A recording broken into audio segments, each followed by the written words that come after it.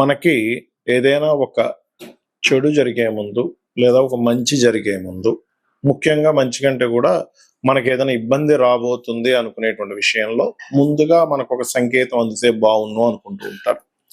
అయితే ఒక్కొక్క లగ్నము వారికి లేదా రాశి వారికి ఒక్కొక్క జాతకులకి వాళ్ళకి నడుస్తున్న మహాదశ బట్టి కొంతుంటే వాళ్ళ జీవితంలో ఫలానా ఇన్సిడెంట్ జరుగుతుంది అంటే మీరు జాగ్రత్తగా చూసుకోవాలనేటువంటిది కూడా ఉంటుంది. ఆ రకంగా మీ యొక్క మేషరాశి వారికి లగ్నం అయితే లగ్నం తీసుకోండి, లగ్నం తెలియని వారు రాశి తీసుకోండి. ముందుగా ఎటువంటి సిమ్టమ్స్ తెలుస్తుంటాయి అనేటువంటి అంశాలు చెప్తుంది నేనైనప్పటికీ చెప్పిస్తుంది సాక్షాత్ లలిత అమ్మవారిగా భావిస్తూ ఆ లలితాంబిక అమ్మవారి యొక్క అనుగ్రహం మీ మేషం వారికి పూర్తిగా కలగాలని మనస్ఫూర్తిగా కోరుకుంటూ, ఇక్కడ మేషరాశి వారికి ముఖ్యంగా స్వప్నంలో కానీ బయట కానీ గుర్తుపెట్టుకోండి ఎటువంటి సిమ్టమ్స్ మీకు అందుతాయి అంటే, స్వప్నంలో ఒక్కోసారి ఎండిపోయిన చెట్లు రావడం, లేదా బాగా అంటే చూడండి బీడు భూములు అంటారు, అసలు అక్కడ పంట పండట్లేదు అనుకునేటువంటి భూములు స్వప్నంలోకి రావడం జరుగుతూ ఉంటుంది. ఇది స్వప్న సంబంధంగా. లేదండి మనకి లైఫ్లో ఎటువంటివి జరుగుతుంటాయి ఎక్కువగా అని చెప్పి చూసుకున్నట్లయితే, బంధువర్గంతో మిస్కమ్యూనికేషన్స్ గుర్తుపెట్టుకోండి. బంధువర్గంతో మిస్కమ్యూనికేషన్స్ అవుతున్నాయి అంటే మీరు సంథింగ్ ఏదో ఇబ్బందుల్లో పడబోతున్నారు మేషం వారు. అది ఒక్కొక్కసారి ఫ్రెండ్స్తో అవ్వచ్చు, బంధువర్గంలో అవ్వచ్చు, చేస్తున్న జాబ్లో కూడా అవ్వచ్చు ఒక్కోసారి. బట్ ఎక్కువగా అయితే బంధువర్గంలోని అప్పు ఇవ్వడం వల్ల, అప్పు తీసుకోవడం వల్ల, ఈ అప్పుల వాళ్ళతోని, దాయాదులతోని, చదువుకునే పిల్లలకైతే చదువు విషయంలో వాళ్ళు ఎడ్యుకేషన్ ఏదైతే చేస్తున్నారో అటువంటి వాటిల్లో వాళ్ళకి ఇబ్బంది చూపిస్తూ ఉంటుంది. ఇక రెండో విషయం ఏంటంటే, ఒక్కొక్కసారి ఈ రూపంలో చూపిస్తే, ఒక్కొక్కసారి చేస్తున్న జాబులో అంటే మీ యొక్క క్రెడిట్ని ఇంకోళ్ళు కొట్టేయడం జరుగుతుంటుంది చూసారు. ఇప్పుడు మీరు ఒక పని చేసి పెడతారు, దాని యొక్క ఏదైతే మీరు యాక్చువల్గా మీకు రావాలి ఆ యొక్క గొప్పతనం కానీ క్రెడిట్ కానీ, దాన్ని ఇంకోళ్ళు తీసుకుంటున్నట్టుగా మీకు తెలుస్తుంది అంటే సంథింగ్ గోయింగ్ రాంగ్.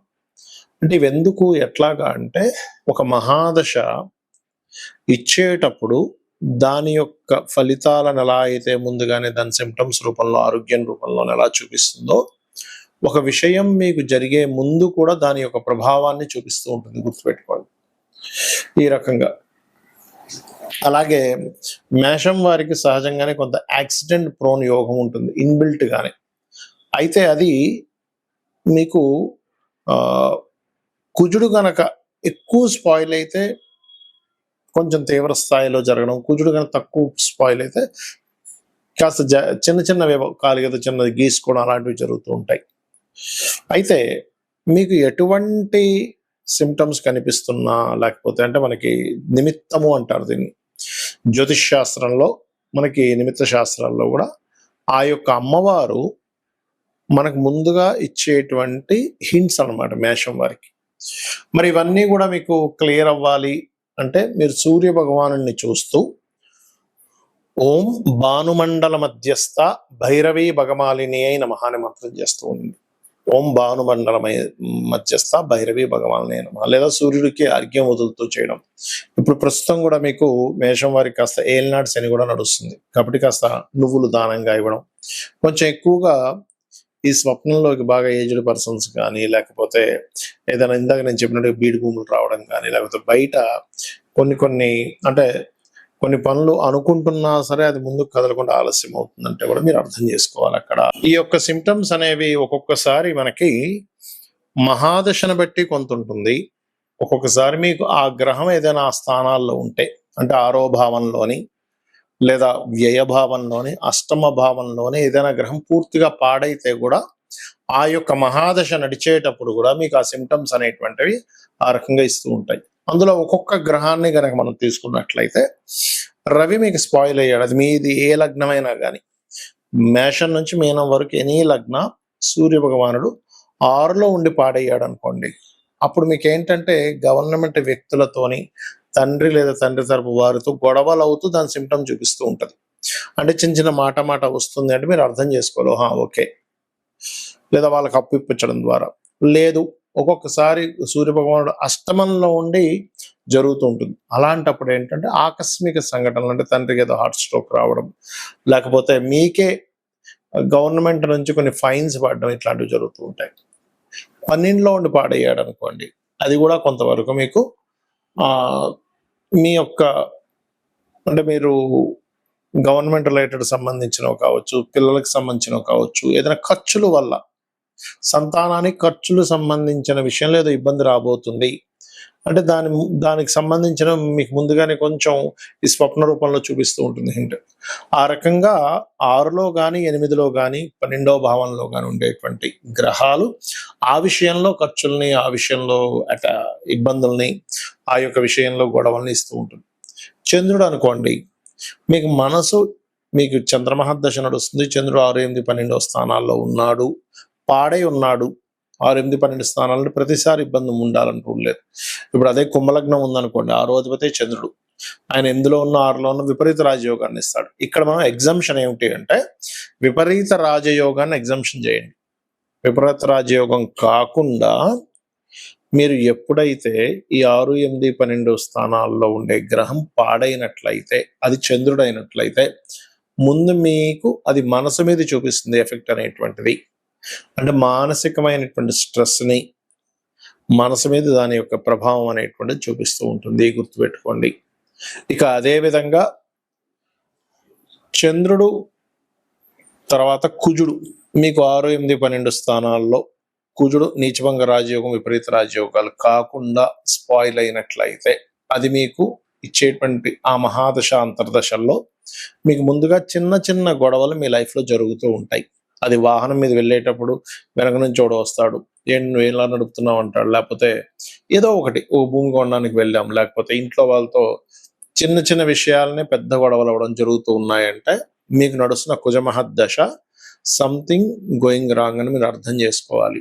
అలా కాకుండా ఆ కుజుడు బాగున్నాడు, చిన్న చిన్న ల్యాండ్స్ డీల్స్లోనే బాగా డబ్బులు వస్తున్నాయి, అప్పుడు ఆ కుజుడు బాగా పనిచేస్తున్నాడు అని అర్థం. ఇక్కడ ఏంటంటే మహాదశ అది ఇచ్చేటువంటి ముందుగా చెప్పేటువంటి సిమ్టమ్ ఏమిటి మీకు ముందుగా అర్థమవుతూ ఉంది. ఓకే, ఇలా జరుగుతుంది కాబట్టి నాకు ఇలా జరగనున్నాయి, ఇలాంటివి వస్తున్నాయి. అందుకే చూడండి, ఎవరికైనా రాహుకేతులు మహాదశలు నడిచేటప్పుడు ఎక్కువగా వాళ్ళకి సర్పాలు కనబడడం, సర్పాలు స్వప్నంలోకి రావడం జరుగుతూ ఉంటుంది. అది మంచిగా ఉన్నాయనుకోండి రాహుకేతులు, వాళ్ళకి పాజిటివ్గా ఇస్తూ ఉంటుంది ఆ రిజల్ట్స్. అలా కాకుండా స్వప్నంలో పాము చుట్టేసినట్టుగా వస్తే రాహుకేతుల యొక్క ప్రభావం బాలేదని అర్థం. ఆ రకంగా బుధుడు గనక మీ జన్మజాతకంలో స్పాయిల్ అయి ఆ యొక్క మహాదశలు అంతర్దశలు నడిచేటప్పుడు అక్కడ కలిగేటువంటి ఫలితాలు ఏమిటంటే, బంధువర్గంతో లేదా మీరు ఏదైనా ఒక కమ్యూనికేట్ చేస్తున్నారు, ఎవరితోనైనా మాట్లాడుతున్నారు, లేదా ఏదైనా దస్తావేజుల విషయంలో, అగ్రిమెంట్స్ విషయంలో మీకు తెలుస్తూ ఉంటుంది ఆ యొక్క తప్పిదాలు. అంటే ఎలా అంటే, అగ్రిమెంట్లో ఏదో మిస్టేక్స్ ఉన్నాయి, లేదా అగ్రిమెంట్ రాద్దాం అనుకునే టైంకి పెన్ను రాయకపోవడం, పెన్ను కనబడకపోవడం, లేకపోతే మనం ఒకటి చెప్తే వాళ్ళు ఇంకొకటి టైప్ చేయడం, ఇవన్నీ కూడా అగ్రిమెంట్ రూపంలో ఇస్తూ ఉంటుంది ప్రభావం అనేటువంటిది. ఆ రకంగా మనకి గురుగ్రహం గనక మీకు 6, 8, 12 స్థానాల్లో పాడైతే గనక మీకు గురువుల నుంచి వచ్చేటువంటి కొన్ని ఏవైతే ఉంటాయో అవి మీకు, అంటే వాళ్ళతో గొడవలు అవ్వడం కానీ, లేదా వాళ్ళ యొక్క ఆరోగ్య పరిస్థితి బాగోకపోవడం కానీ, ఆ రకంగా ఏదైనా దత్తక్షేత్రాలు వెళ్దామంటే ఏదో ఆటంకం రావడం కానీ, ఇవన్నీ కూడా ఏంటంటే మీకు గురుగ్రహం ఈ యొక్క మహాదశలు అంతర్దశలు మీకు బాగుండట్లేదని సిమ్టమ్ ఇస్తుంది అనమాట. అది శుక్రుడు స్త్రీలకి, వివాహానికి, లగ్జరీ లైఫ్కి, వాహనాలకి, గృహాలకు కారకుడు. ఈ శుక్రుడి యొక్క మహాదశ చాలా మంది వచ్చినప్పుడు ఏమనుకుంటారంటే, నాకేంటంటే శుక్ర మహాదశ వచ్చిందంటారు. కానీ అది గనక బాగుందా బాగోలేదా మీకు సిమ్టమ్స్ ఎలా తెలియాలి? మీరు స్త్రీలతో అనవసరమైన గొడవలు అవుతున్నాయి, శుక్రుడు ఎక్కడో స్పాయిల్ అయ్యాడు, స్త్రీల ద్వారానే అనుకూలత, స్త్రీల ద్వారానే బాగా కలిసి వస్తుంది, శుక్రుడు బాగున్నాడు, శుక్ర మహర్దశ బాగుంటుంది అని అర్థం. శని రోగానికి కారకుడు. మీకు స్వప్నంలో కానీ లేదా బయట మీ యొక్క స్థితిగతుల్లో కొంచెం హెల్త్ పరంగా ఇబ్బంది ఉంది అంటే ఖచ్చితంగా మీకు అది రోగానికి దారి తీయనుంది అని అర్థం చేసుకోగలగాలి. కాబట్టి ఈ రోగకారకుడు, రోగానికి ఈ యొక్క సిమ్టమ్ ఏదైతే ఉందో ఇవన్నీ కూడా ఎఫెక్ట్ ఇస్తూ ఉంటాయి.